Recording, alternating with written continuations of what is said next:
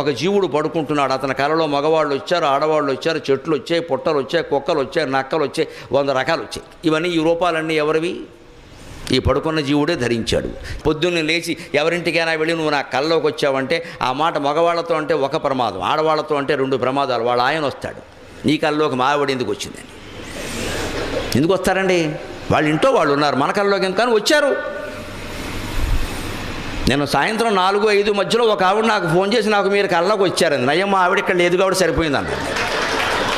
నేను మీ క్యాసెట్లు వింటూ పడుకున్నానండి, మీరు నా కల్లోకి వచ్చారండి. ఫోన్లే అమ్మ ఇక్కడ మా ఆవిడ లేదు, నేను తణుకులో ఉన్నాను, నేను గొడవ లేదు. ఈ మాట ఆవిడ వింటే నాకు ఫుడ్ పోయేదన్నాను నేను. మీ కల్లోకి ఎవరు వచ్చినా, ఎవరి కల్లోకి ఎవరు వచ్చినా అవన్నీ పడుకున్న జీవుడు ధరించిన రూపాలు. వారెవరూ మన కల్లోకి రాలేదు.